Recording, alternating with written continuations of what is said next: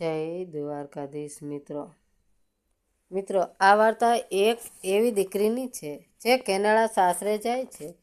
કયા એની સાથે કંઈક એવી ઘટના બને છે જે સાંભળીને તમે પણ રડી પડશો. તો ચાલો શરૂ કરીએ આજની વાર્તા. સુરતની એક સોસાયટીમાં એક નાનકડો પરિવાર રહેતો હતો. આ પરિવારનો જીવ એટલે એમની એકની એક દીકરી પૂજા એટલે જાણે આખા ઘરનું અંજવાળું, ઘરની રોનક અને પિતાજીનો શ્વાસ. પૂજાના પિતાજીનો સ્વભાવ બહુ જ ભોળો, શાંત અને માયાળુ. તેઓ હૃદયના દર્દી હતા. ડૉક્ટરે એમને કહી દીધું હતું કે હૃદય ખૂબ નબળું છે, એટલે કોઈ પણ જાતનો આઘાત કે દુઃખ એમના માટે જીવલેણ બની શકે છે. પણ પિતાજીને પોતાની બીમારીની કોઈ ચિંતા નહોતી. એમની દુનિયા તો એમની દીકરી પૂજાની આસપાસ જ ફરતી. તે પિતાજી માટે પૂજા એક રાજકુમારી હતી. નાનપણથી લઈ અને મોટી થઈ ત્યાં સુધી પૂજાએ જે માગ્યું તે પિતાજીએ હાજર કરી દીધું. તેમણે પોતાની દીકરીને ક્યારેય જમીન પર પગ નહોતો મૂકવા દીધો. જોતજોતામાં સમય વીતી ગયો અને પૂજા મોટી થઈ ગઈ. લગ્ન લાયક દીકરી ઘરમાં હોય એટલે પિતાજીને ચિંતા તો થાય ને જ. પછી પૂજા માટે કેનેડાથી એક ખૂબ જ સારું માગવું આવ્યું. છોકરાનું નામ આરવ. આરવ દેખાવમાં જેટલો રૂપાળો હતો એટલો જ જેનો સ્વભાવ પણ સારો હતો. એનો પરિવાર પણ ખૂબ જ સંસ્કારી, પ્રેમાળ અને ભણેલો ગણેલો. પિતાજીને થયું કે મારી દીકરી ત્યાં મહારાણીની જેમ સુખી રહેશે, એટલે એમણે પૂજાના લગ્ન આરવ સાથે નક્કી કર્યા. લગ્નનો દિવસ આવ્યો. પૂજા લાલ પાનેતરમાં જાણે સાચે જ કોઈ સ્વર્ગની અપ્સરા લાગતી હતી. આખું ઘર મહેમાનોથી ભરેલું હતું. ગીતો ગવાતા હતા, પણ પિતાજીનું હૃદય અંદરથી ભારે હતું. જ્યારે વિદાયનો સમય આવ્યો ત્યારે આખો મંડપ રડી પડ્યો. પિતાજી તો ધ્રુસકે રડી પડ્યા. એમણે આરવના હાથમાં પૂજાનો હાથ મૂકીને કહ્યું કે બેટા, મારી આ દીકરી ફૂલ જેવી છે. મેં એને ક્યારેય તડકો નથી લાગવા દીધો, એને ક્યારેય કરમાવા ન દેતો. મારી તો દુનિયા જ આ છે. હવે પણ પિતાજીના આંસુ લૂછતા હસીને જવાબ આપ્યો કે પિતાજી, તમે જરાય ચિંતા ન કરો. પૂજા મારી પત્ની નહીં, પણ મારા ઘરનો શ્વાસ બનીને રહેશે. હું એની આંખોમાં ક્યારેય આંસુ નહીં આવવા દઉં. પિતાજીને થોડી શાંતિ થઈ. પૂજા સાસરે કેનેડા ગઈ. કેનેડાની એ નવી દુનિયા પૂજા માટે કોઈ સ્વર્ગથી કમ નહોતી. મોટો બંગલો, બહારથી ધીમે ધીમે પડતો સફેદ બરફ અને ઘરમાં સાસુ સસરાનો પ્રેમ. આરવના મમ્મી પપ્પાએ પૂજાને ઘરમાં પગ મૂકતા જ વહુ મોટાડીને તેને પોતાની દીકરી બનાવી દીધી. સવારે ઉઠે ત્યાં તો સાસુમાં ગરમાગરમ ચા લઈને આવે. પોતા શરમાઈને કહે, અને મમ્મી, આ કામ તો મારે કરવાનું હોય, તમે કેમ તકલીફ લીધી? તો સાસુ વહાલથી એના માથે હાથ ફેરવીને કહે કે તું તો અમારી દીકરી છે, દીકરીઓએ આરામ જ કરવાનો હોય. આરવ પણ પૂજાને ખૂબ પ્રેમ કરતો. રજાના દિવસે બંને ફરવા જાય, બરફમાં રમે અને ખૂબ હસે. લગ્નના પહેલા 3 મહિના જાણે કોઈ સપનાની જેમ આંખના પલકારામાં વીતી ગયા. પૂજા રોજ સાંજે પિતાજીને સુરત વિડીયો કોલ કરે. પિતાજી પૂજાનો હસતો ચહેરો જોઈને પોતાની બધી બીમારી ભૂલી જાય. પૂજા ફોનમાં કહેતી કે પપ્પા, તમે મારા માટે સાચે જ ધરતી ઉપર સ્વર્ગનું શોધ્યું છે. મને અહીં કોઈ દુઃખ નથી. બધા મને ખૂબ જ સાચવે છે. આ સાંભળીને પિતાજીની છાતી ગર્વથી ફૂલી જતી. પૂજાના જીવનમાં ખુશીનો વરસાદ થઈ રહ્યો હતો. કોઈને સપનામાં પણ ખ્યાલ નહોતો કે કિસ્મત એક એવી ભયાનક રમત રમવાની છે જે પૂજાની આ સુંદર દુનિયાને પળવારમાં વેરવિખેર કરી નાખશે. કેનેડામાં શિયાળાની કડકડતી સાંજ હતી. બહાર સફેદ બરફની ચાદર પથરાયેલી હતી અને ઠંડો પવન ફૂંકાઈ રહ્યો હતો. પૂજા રસોડામાં પોતાના પતિ આરવ અને સસરા માટે ગરમા ગરમ ભજીયા અને ચા બનાવી રહી હતી. આરવ અને એના પિતાજી કોઈ કામથી ગાડી લઈને બહાર ગયા હતા. પૂજાના મનમાં ખુશીના ગીતો ગુંજતા હતા. અચાનક ઘરમાં ફોનની રિંગ વાગી ગઈ. પૂજાએ દોડીને ફોન ઉપાડ્યો. સામેથી પોલીસવાળો અવાજ આવ્યો, તમે આરવના પત્ની બોલો છો? જલ્દીથી હોસ્પિટલ પહોંચી જાઓ, તમારી ગાડીનો અકસ્માત થયો છે. આ શબ્દો સાંભળતા જ પૂજાના હાથમાંથી ફોન છૂટી ગયો. એના પગ નીચેથી જમીન ખસી ગઈ. ઘરમાં પૂજા અને એના સાસુ બંને હતા. સાસુને વાતની ખબર પડી તો એ ત્યાં જ ફસડાઈ પડ્યા અને રડવા લાગ્યા. પૂજાએ મનમાં હિંમત ભેગી કરી અને સાસુને લઈને હોસ્પિટલ તરફ ભાગી. હોસ્પિટલ પહોંચ્યા ત્યારે ત્યાંનું દ્રશ્ય જોઈને પૂજાનું કાળજું કંપી ગયું. હોસ્પિટલની લાદી ઉપર લોહીના ડાઘા હતા. ડૉક્ટરો અને નર્સો દોડતા કરતા હતા. થોડીવાર પછી એક ડૉક્ટર ઓપરેશન રૂમની બહાર આવ્યા. એમનો ચહેરો એકદમ ઉતરેલો હતો. એમણે આવીને પૂજાને જે કહ્યું એ સાંભળીને પૂજાના માથે આખું આભ ફાટી પડ્યું. ડૉક્ટરે કહ્યું, અમને બહુ અફસોસ છે, બરફમાં ગાડી સ્લીપ થઈ ગઈ હતી. આરવના માથાના ભાગમાં ઊંડી ઈજા થઈ છે. એ કોમામાં જતો રહ્યો છે. એ ક્યારેય ભાનમાં આવશે, કાલે કે વર્ષો પછી, એ કોઈ નથી જાણતું. અને તમારા સસરા, એમની કરોડરજ્જુ તૂટી ગઈ છે. એ હવે આખી જિંદગી ક્યારેય પોતાના પગ ઉપર ચાલી નહીં શકે. એ કાયમ માટે અપંગ થઈ ગયા છે. આ ભયાનક શબ્દો સાંભળતા જ સાસુમાએ એક મોટી ચેસ પાડી અને જમીન પર બેભાન થઈ ગઈ ને ઢળી પડ્યા. પૂજા તો એકદમ સૂન થઈ ગઈ. એની આંખો સામે ઘોર અંધારું છવાઈ ગયું. જે ઘર કાલ સુધી હસતું રમતું હતું એ આજે પળવારમાં સ્મશાન જેવું બની ગયું. આરવ વધારે કાચની પેટીમાં મશીનોના સહારે શ્વાસ લઈ રહ્યો હતો. મશીનનો ટીક ટીક અવાજ પૂજાના હૃદયમાં વાગી રહ્યો હતો. પૂજા કાચની બહાર ઊભી ધ્રુસકે રડી પડી હતી. હજુ તો પૂજા રડતી હતી ત્યાં જ એના ફોનમાં વિડીયો કોલની રિંગ વાગી ગઈ. પૂજાએ ફોન સામે જોયું તો સ્ક્રીન ઉપર લખેલું હતું, પપ્પા સુરતથી. એના પિતાજીનો વિડીયો કોલ હતો. પૂજાની છાતીના ધબકારા અચાનક વધી ગયા. એણે તરત જ યાદ આવ્યું કે એના પિતાજી હૃદયરોગના દર્દી છે. ડૉક્ટરે સપ્ટસ ના પાડી હતી કે એમને કોઈ આંચકો કે દુઃખ આપવાનું નહીં. પૂજા સારી રીતે જાણતી હતી કે જો પિતાજી અત્યારે પૂજાને રડતી જોશે કે આરવની હાલત વિશે જાણશે તો એમના હૃદયના ધબકારા ત્યાં જ બંધ થઈ જશે. એનો બાપ એનાથી કાયમ માટે છીનવાઈ જશે. પૂજાનું હૃદય અંદરથી ફાટી રહ્યું હતું, ગળું રૂંધાઈ રહ્યું હતું.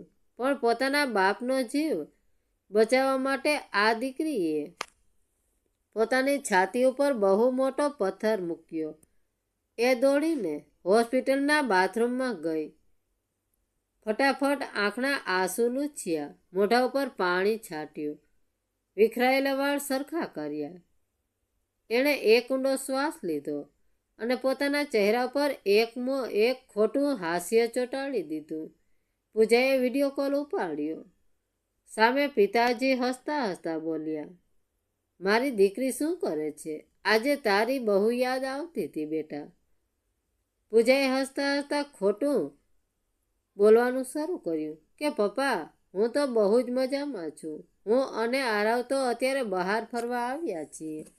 મારી બહેનપણીના ઘરે પાર્ટી છે. અહીં બહુ જ મજા આવે છે. હું તમને થોડીવાર પછી ફોન કરું. એટલું કહીને પૂજાએ તરત ફોન કાપી નાખ્યો અને બાથરૂમની જમીન ઉપર બેસીને એ મોટેથી પોખ મૂકીને રડવા લાગી. બાપનો જીવ બચાવવા માટે પૂજાએ એવો નિર્ણય લઈ લીધો કે હવે તેણે દરરોજ અંદરથી મરવાનું હતું અને પિતાજીની સામે બહારથી હસવાનું હતું. આરવના ઈલાજમાં અને હોસ્પિટલના બિલ ભરવામાં ધીમે ધીમે પરિવારની બધી જ બચત વપરાઈ ગઈ. પૈસા પાણીની જેમ વહેવા લાગ્યા. સાસરાવાળા પાસે જે કાંઈ પણ હતું એ બધું જ પૂરું થઈ ગયું. છેવટે મજબૂરીમાં આવીને એમણે પોતાનો બંગલો પણ વેચી દેવો પડ્યો. જે પૂજા સુરતમાં રાજકુમારીની જેમ મોટી થઈ હતી, એને કેનેડામાં મહારાણીની જેમ રહેતી હતી, તેને આજે સમયની થપાટ વાગી હતી. આખા પરિવારને એક ભાડાના મકાનમાં રહેવા જવું પડ્યું. એક દિવસ પૂજાની સાસુએ પોતાની વહુનું આ દુઃખ જોવાયું નહીં. એમણે રડતા રડતા પૂજાના હાથ પકડી લીધા અને આંસુ સારતા કહ્યું કે બેટા પૂજા, મારી દીકરી, તારી તો હજુ આખી જિંદગી બાકી છે. તું કયા સુધી આ અંધારામાં અમારા જેવા ઘરડા અને બીમાર લોકોની સેવા કરીશ? આરવ ક્યારે ભાનમાં આવશે એની તો ડૉક્ટરને પણ ખબર નથી. તું આરવને છૂટાછેડા આપી દે અને ભારત પાસે જતી રહે. તારા પપ્પા તારા માટે કોઈ સારો છોકરો શોધી લેશે. તારું નવું ઘર વસાવી લે બેટા. તારી જોવાની આમ બગાડવામાં આ સાંભળીને પૂજાની આંખોમાંથી આંસુ વહેવા લાગ્યા. એણે પોતાની સાસુને ગળે લગાડીને કહ્યું કે માં, આવું બોલીને મને પારકી ન કરો. લગ્નમાં મેં આરવ સાથે અગ્નિની સાક્ષીએ 7 ફેરા ફર્યા છે. જે સુખમાં સાથ આપે એને દુઃખમાં દુનિયા પત્ની કહે છે, પણ જે દુઃખના પહાડ તૂટે ત્યારે પણ પડછાયો બનીને ઊભી રહીએ એને સાચી અર્ધાંગની કહેવાય. આજે જો આરવની જગ્યાએ હું પથારીમાં હોત તો શું આરવ મને રસ્તા પર છોડી દેત? ના માં, હું મારા છેલ્લા શ્વાસ સુધી તમારા બધાના સેવા કરીશ. હું તમને છોડીને ક્યાંય નહીં જાઉં. આજ મારા સંસ્કાર છે. સાસુ તો દીકરીની આ વાત સાંભળીને એને વળગીને ખૂબ રડ્યા. હવે ઘર ચલાવવાની અને દવાઓના ખર્ચની બધી જવાબદારી તારી પૂજાના નાજુક ખંભા ઉપર આવી ગઈ. બહાર માણસ 20 ડિગ્રી જેવી હાડ થીજાવી દે એવી ભયાનક ઠંડી પડતી હતી. ચારે બાજુ બરફના તોફાનો આવતા હતા, પણ પૂજા કરી હિંમત ન હારી. એ રોજના 18 કલાક મજૂરી કરવા લાગી. સવારે વહેલી ઉઠીને સસરાને નવડાવે અને પોતાના હાથે જમાડે. બપોરે હોસ્પિટલ જઈને આરવની બાજુમાં બેસીને એના માથે હાથ ફેરવે અને એની સંભાળ રાખે. અને રાત પડે એટલે એ જ કડકડતી ઠંડીમાં એક પેટ્રોલ પંપ ઉપર નોકરી કરવા એ જાય. રાતે ગાડીઓમાં પેટ્રોલ ભરતા ભરતા એના હાથ બરફ જેવા થીજી જતા, પણ એના ચહેરા ઉપર ક્યારે કોઈ થાક કે ફરિયાદ નહોતી. આ બધી મજૂરી વચ્ચે પણ પૂજા પોતાનો નિયમ ક્યારેય ન ભૂલતી. જ્યારે પણ સુરતથી એના પિતાજીનો વિડીયો કોલ આવે ત્યારે પૂજા પેટ્રોલ પંપના બાથરૂમમાં જઈને પોતાના કપડાં બદલી નાખે. પોતાની બેગમાંથી એક નવો ડ્રેસ કાઢીને પહેરી લે. ચહેરા ઉપર પાણી છાંટીને મેકઅપ કરી લે જેથી થાક ન દેખાય, અને પછી એક ખોટું હાસ્ય લાવીને પિતાજી સાથે વાત કરે.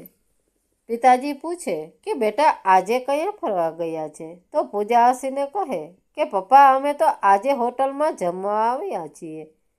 બહુ જ મજા આવે છે. ફોન મૂકતા જે દીકરીએ એ ડ્રેસ કાઢીને પછી એ જૂના કપડાં કામે લાગી જતી. પિતાનો જીવ બચાવવા માટે પૂજા જે ભોગ આપી રહી હતી એ જોઈને તો કદાચ ઉપરવાળાની આંખમાં પણ જળજળિયા આવી ગયા હશે. જોતજોતામાં 2 વર્ષ વીતી ગયા.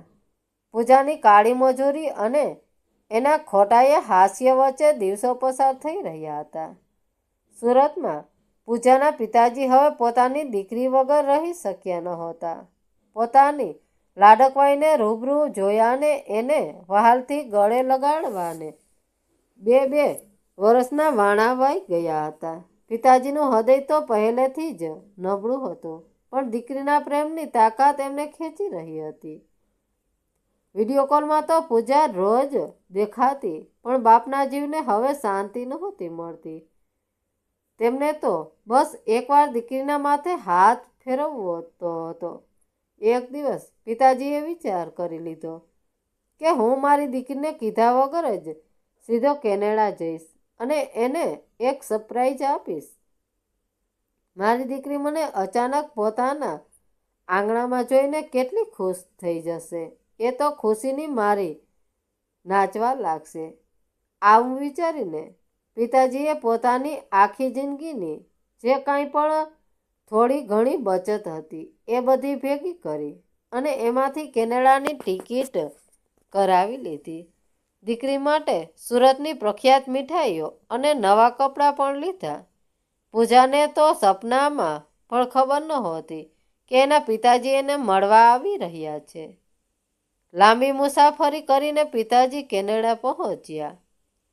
બહાર હાડ ખીજવી દે એવી કડકડતી ઠંડી હતી, પણ પિતાજીની હૈયામાં દીકરીને મળવાનો ગરમાવો હતો. એમણે એરપોર્ટથી એક ટેક્સી કરી અને પૂજાને જે બંગલાનું સરનામું આપ્યું હતું એ કાગળ ટેક્સીવાળાને બતાવ્યો. પિતાજીના મનમાં તો એ જ ચાલતું હતું કે મારી દીકરી મહેલ જેવા ઘરમાં રાજ કરે છે. ટેક્સી એક ખૂબ જ મોટા બંગલા પાસે ઊભી રહી. પિતાજીનો હરખતો માતો નહોતો. આંખમાં ખુશીના આંસુ આવી ગયા.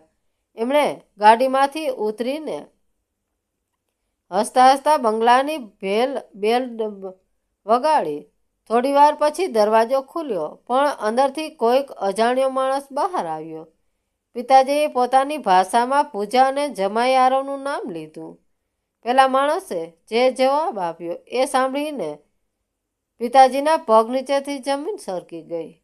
એ માણસે કહ્યું, અહીં કોઈ પૂજા કે આરવ નથી રહેતા. એ લોકોનો તો 2 વર્ષ પહેલાં કાર અકસ્માત થયો હતો. ઈલાજ માટે એ લોકોએ આ ઘર મને વેચી દીધું હતું. હવે એ લોકો બીજે ક્યાંક ભાડાના મકાનમાં રહે છે. આ સાંભળીને પિતાજીનું હૃદય ધબકારો ચૂકી ગયું. હાથમાંથી મીઠાઈઓના બોક્સ નીચે બરફમાં પડી ગયું. એ અકસ્માત, ઘર વહેંચાઈ ગયું, ભાડાનું મકાન. પિતાજીને કોઈ સમજાતું નહોતું. એમણે તો એવું લાગ્યું કે જાણે કોઈ સપનું ચાલી રહ્યું છે. પૂજા તો ફોનમાં રોજ કહેતી હતી કે બહુ મજામાં છે. તો પછી આ બધું શું છે? મારી દીકરીએ મારાથી આટલી મોટી વાત છુપાઈ. એમની આંખમાંથી આંસુ પડવા લાગ્યા. એમણે 2 હાથ જોડીને પહેલા માણસને પૂછ્યું કે ભાઈ, મારી દીકરી ક્યાં છે? પ્લીઝ મને એનું નામ સરનામું આપો. પહેલા માણસને દયા આવી. એમણે ક્યાંકથી તપાસ કરીને એક કાગળ ઉપર સરનામું લખી આપ્યું. પિતાજીએ કાગળ લઈને રડતા રડતા એક અવારું અને ગરીબ વિસ્તારમાં પહોંચ્યા. સામે એક ખૂબ જ જૂનું, તૂટેલું અને અંધારિયું મકાન હતું. પિતાજી ધ્રુજતા પગે એ મકાનના દરવાજા પાસે ઊભા રહ્યા. એમને વિશ્વાસ જ નહોતો આવતો કે એમની ફૂલ જેવી દીકરીની, એમની લાડકવાઈ રાજકુમારી આવા ગંદા અને અંધારા ઘરમાં રહેતી હશે. એમના હાથ દરવાજો ખખડાવવા માટે ઉપડતા નહોતા. હૃદય એટલું જોર જોરથી ધબકી રહ્યું હતું કે જાણે હમણાં છાતી ફાટી જશે. બાપે ધીમેકથી દરવાજાનો હાથ પકડ્યો. અંદરથી કોઈનો ધીમો ધીમો રડવાનો અવાજ આવી રહ્યો હતો. પિતાજીએ ધીમેકથી દરવાજો ખોલ્યો અને અંદર જે દ્રશ્ય જોયું એ જોઈને એમના શ્વાસ ત્યાં ને ત્યાં થંભી ગયા. ઓરડામાં એકદમ અંધારું હતું. માત્ર એક ખૂણામાં નાનકડો લેમ્પ ચાલુ હતો. રૂમમાં દવાની વાસ આવતી હતી. પિતાજીની આંખો ફાટી ગઈ. સામે એક ખૂણામાં ખાટલા ઉપર એમનો જમાઈ આરવ એક જીવતા મરદાની જેમ સૂતો હતો. એની આજુબાજુ શ્વાસ લેવાના મશીનો લાગેલા હતા. બીજી બાજુ એમના વેવાઈ એક જૂની વ્હીલચેરમાં અપંગ હાલતમાં બેઠા હતા અને બરાબર વચ્ચે એમની જીવથી વાલી પૂજા, જે દીકરીને પિતાજીએ સુરતમાં ક્યારેય પાણીનો ગ્લાસ પણ જાતે નહોતો લેવા દીધો, જેને હંમેશા રાજકુમારીની જેમ સાચવી હતી. એ દીકરી આજે જમીન ઉપર એક જૂની સાદડી ઉપર બેઠી હતી. એના ચહેરા ઉપરની ચમક ગાયબ થઈ ગઈ હતી. આંખો નીચે કાળા કુંડાળા પડી ગયા હતા અને એના હાથમાં કાળી મજૂરી કરવાથી મોટા સાલા પડી ગયા હતા. પૂજા પોતાની સાસુના પગ દબાવી રહી હતી. આ દ્રશ્ય જોઈને બાપના હાથમાંથી સામાન નીચે પડી ગયો. અવાજ સાંભળીને પૂજાએ દરવાજા તરફ ઊંચું જોયું. ત્યાં પોતાના પિતાજીને ઊભેલા જોઈને પૂજાના મોંમાંથી એક ચીસ નીકળી ગઈ કે પપ્પા. પૂજા દોડીને પોતાના પિતાજીને વળગી પડી. પિતાજી તો ત્યાં જ જમીન ઉપર ફસડાઈ પડ્યા અને પોક મૂકીને ધ્રુસકે ને ધ્રુસકે રડવા લાગ્યા. અરે રે મારી દીકરી, આ તે કેવી દશા કરી છે તારી. બેટા, તે મારાથી આટલી મોટી વાત છુપાવી. હું તો એમ જ માનતો હતો કે મારી દીકરી રાણીની જેમ રહે છે. મારી તો દુનિયા જ લૂંટાઈ ગઈ બેટા. પિતાજીની આંખોમાંથી શ્રાવણ ભાદરવો વહી રહ્યો હતો. પૂજા પણ બાપને ભેટીને ખૂબ રડી. છેલ્લા 2 વર્ષનું એનું બધું જ દુઃખ અને એકલતા આજે આંસુ બનીને બાપની છાતી ઉપર વહી રહ્યા હતા. થોડી વાર પછી પિતાજીએ પૂજાનો હાથ પકડ્યો અને બોલ્યા, ચાલ બેટા મારી સાથે. મારે મારી ફૂલ જેવી દીકરીને આ નરકમાં 1 મિનિટ પણ નથી રાખવી. તે બહુ સેવા કરી લીધી, પણ હું તારો બાપ છું. હું તને રોજ મરવા માટે નહીં રહેવા. તારો સામાન આપણે અત્યારે સુરત પાછા જઈએ છીએ. પિતાજીની આ વાત સાંભળીને વ્હીલચેરમાં બેઠેલા સસરા અને ખાટલામાં પડેલા સાસુના જીવ અધર થઈ ગયા. એમને થયું કે આજે એમનો એકનો એક સહારો પણ જતો રહેશે. હવે એમનું શું થશે? પણ પૂજાએ ધીમેકથી પોતાના પિતાનો હાથ છોડાવ્યો. એણે પોતાના પપ્પાના આંસુ લૂછ્યા અને રડતા રડતા ખૂબ જ ગર્વથી એક એવી વાત કીધી જે સાંભળીને પિતાજી આવક રહી ગયા.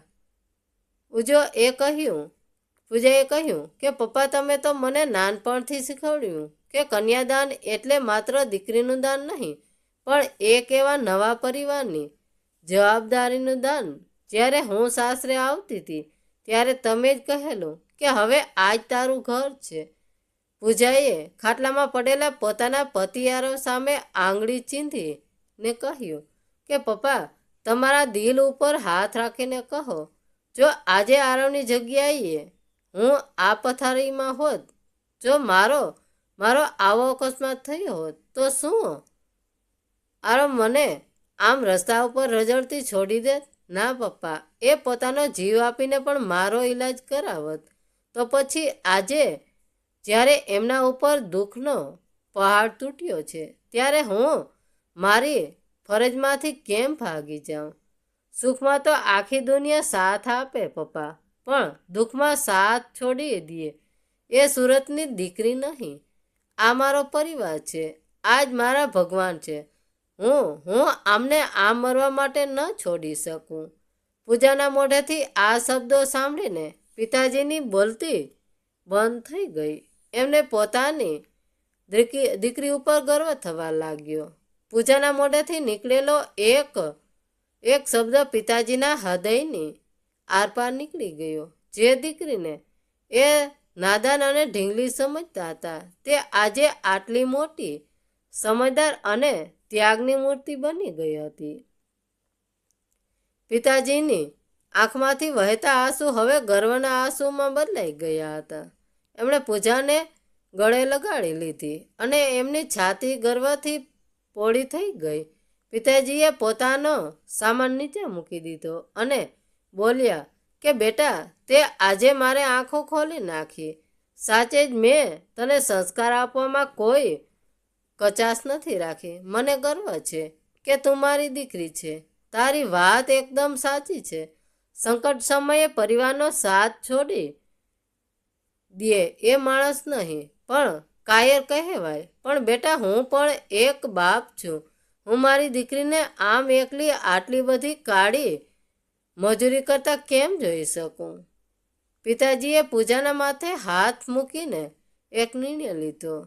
એમણે કહ્યું કે દીકરી, હું હવે સુરત પાછો નહીં જાઉં. હું પણ અહીં તારી સાથે જ રહીશ. આજથી હું તારો બાપ નહીં પણ આ ઘરનો દીકરો બનીને રહીશ.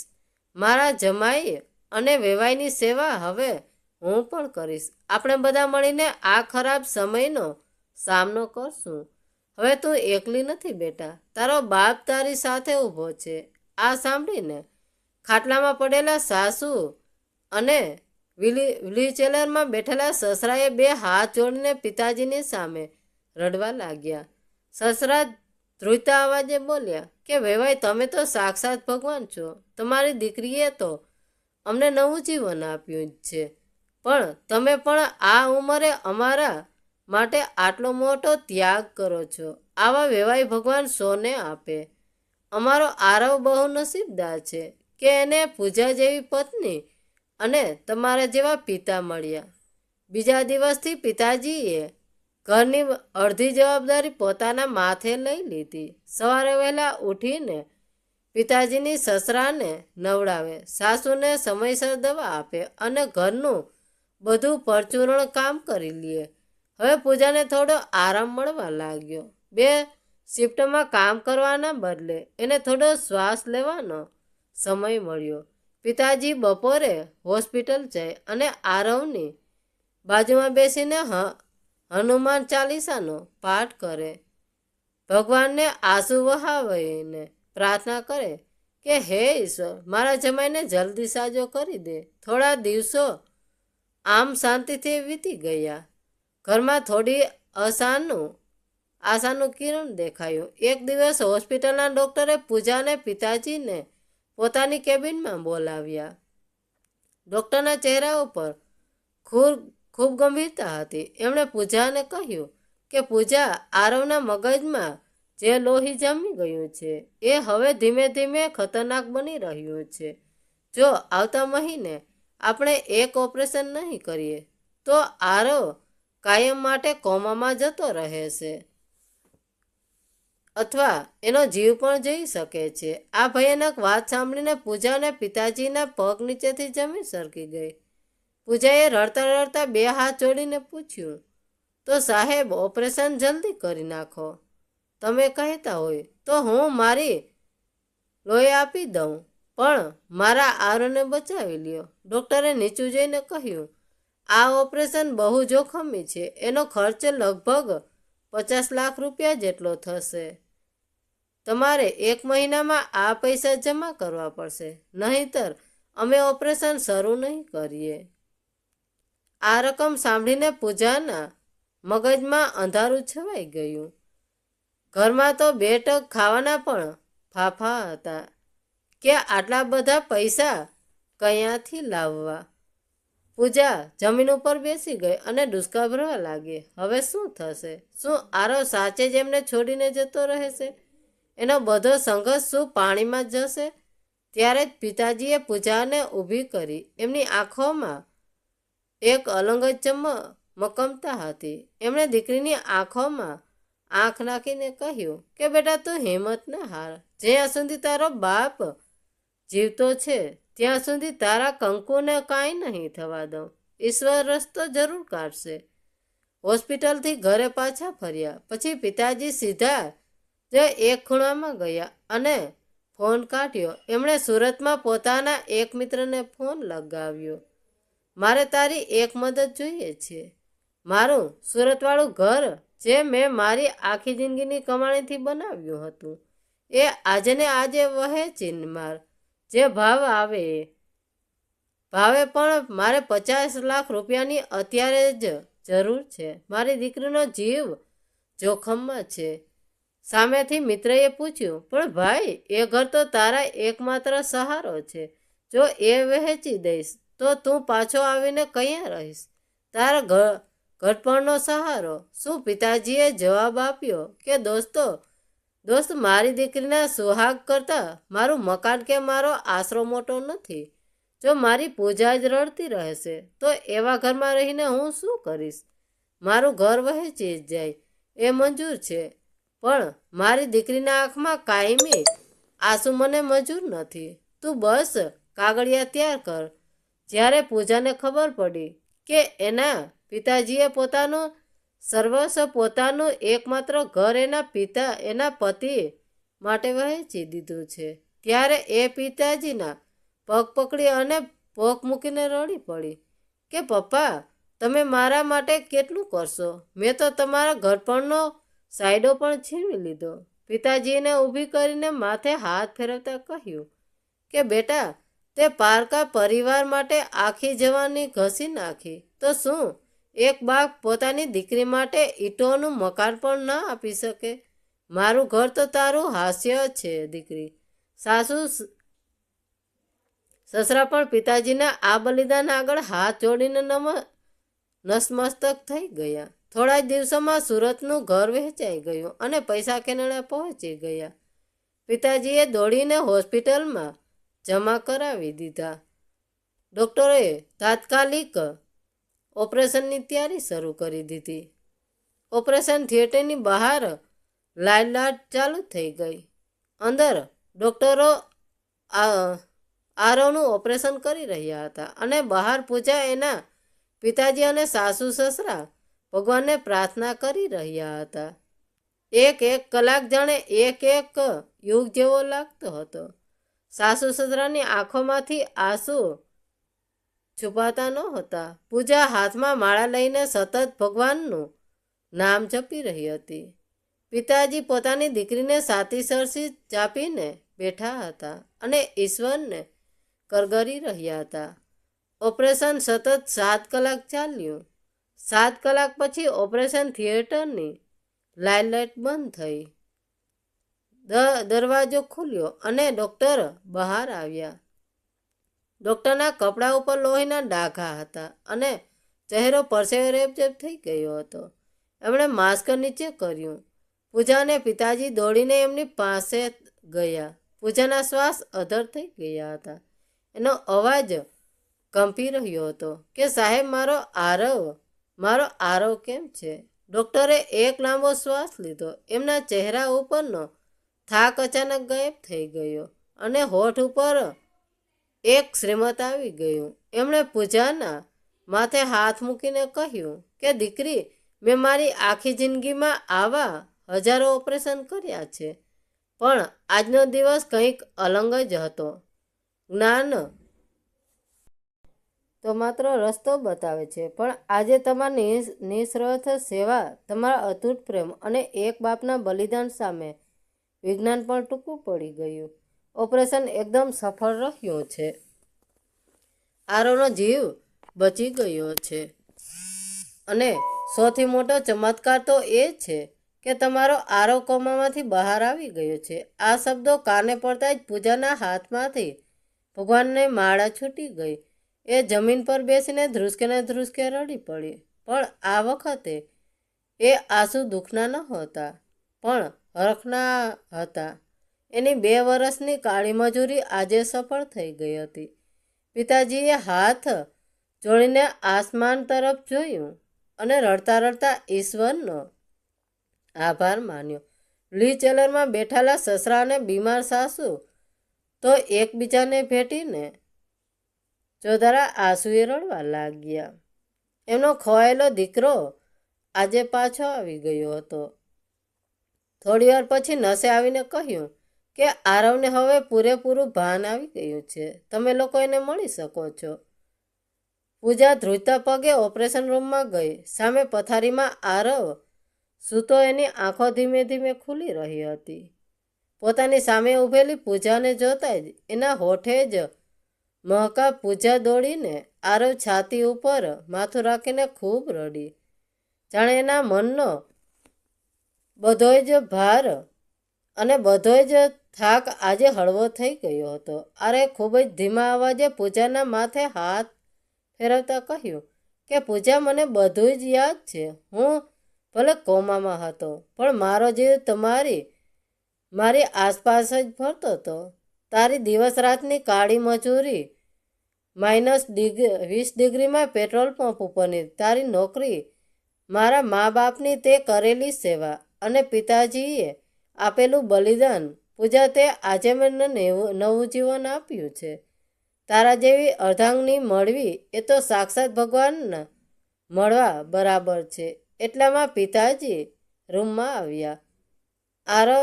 આરવે પિતાજીનો હાથ પકડી લીધો અને રડતા રડતા બોલ્યો કે પિતાજી, લોકો કહે છે કે ભગવાનના મંદિરમાં હોય છે, પણ મેં તો આજે મારા ભગવાનને મારા સામે ઊભેલા જોયા છે. મારી જિંદગી બચાવવા તમે તમારું એકમાત્ર ઘર વહેંચી દીધું.